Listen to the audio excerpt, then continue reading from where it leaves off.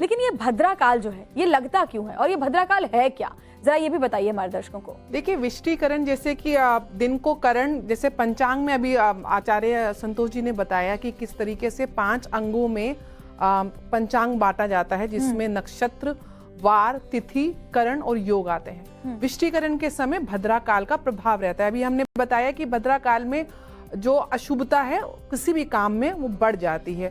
शूर्पणखा का भी उदाहरण आया और भद्रा कौन थी वो भी कथा आपके समक्ष आई है। सबसे इम्पोर्टेंट, जैसे कि रावत जी ने बताया कि वैष्णव परंपरा में उदया तिथि को अगर आप देखेंगे, जितने भी हमारे मेन मंदिर हैं उनके पट या कोई त्योहार, चाहे वो जन्माष्टमी हो चाहे दिवाली हो, हमेशा उदया तिथि के साथ देखी जाती है। और उसमें भी जो पक्ष है, शुक्ल पक्ष और कृष्ण पक्ष में, शुक्ल पक्ष के समय जो चंद्रमा है वो बढ़ रहे होते हैं और कृष्ण पक्ष में घट रहे होते हैं अमावस्या की तरफ।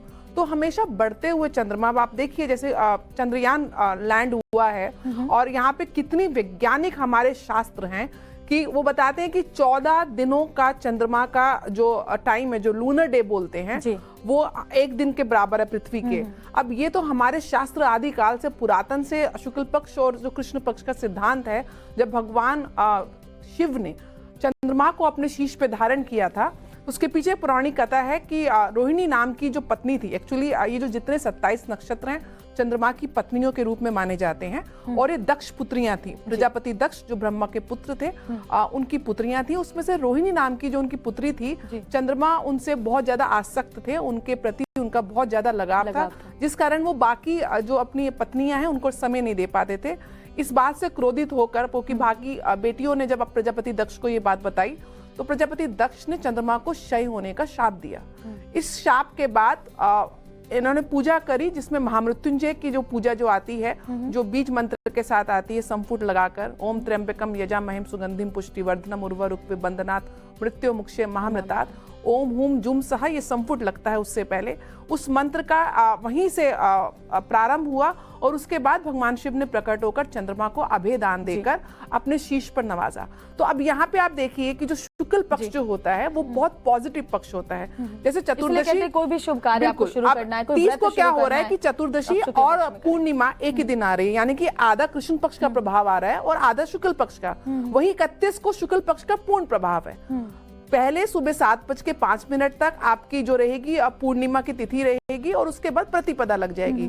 तो आइडियली जो ज्योतिष, जैसे हमने बताया कि ये जो डिबेट है इसको यहाँ पे कंक्लूड करना चाहिए कि हमको उदय तिथि और उसके साथ जो पॉजिटिव पक्ष साथ में आता है उस दिन त्योहार को बनाना पूर्ण रूप से सकारात्मक रहता है। तो 31 तारीख को त्योहार बनाना, वो भी सुबह 7 बजे तक। और मैं कहती हूँ इस बहाने हम बहनों को, जो विवाहित हैं, जो अविवाहित हैं, बहन भाई वो तो एक ही घर में रहते हैं तो उनके लिए तो कोई बड़ी बात है नहीं, लेकिन जो अविवाहित है, इस बहाने बहनें एक दिन पहले अपने भाई के घर जाएं, आदर सत्कार करें, भाभी बच्चों के साथ एक अच्छा समय व्यतीत करें और सुबह प्रातः उठकर ब्रह्म मुहूर्त में आप सबसे पहले, जैसे कि महामंडलेश्वर जी ने बताया, सबसे पहले आपको भगवान गणपति को राखी बांधनी चाहिए और उसके बाद अपने भाई को राखी बांधें। और इन एनी केस आपके भाई आपके साथ नहीं रहते, क्योंकि बहुत बार ऐसा देखा जाता है कि भाई दूर रहते हैं और लोग अपनी राखी को भेज देते हैं, तो भेज देते हैं। तो भाई सुबह उठकर सबसे पहले बहनें अपने एटलीस्ट अपने गणपति को तो अगर आप पास रहते हैं तो आप खुद बांध ले राखी 31 तारीख को सुबह में। अगर संभव ना हो पाए तो आप 30 की रात को भी बांध सकते हैं, जैसे कि हमारे तमाम विद्वान बता रहे हैं। लेकिन अगर आप दूर हैं, अपने भाई को अपनी राखी भेजिए तो अपने भैया को कह दीजिए कि वो 31 तारीख को सुबह ब्रह्म मुहूर्त में उठ करके स्नान करके आपकी राखी को अपनी कलाई पर सजा सकते हैं। देखिए 30 और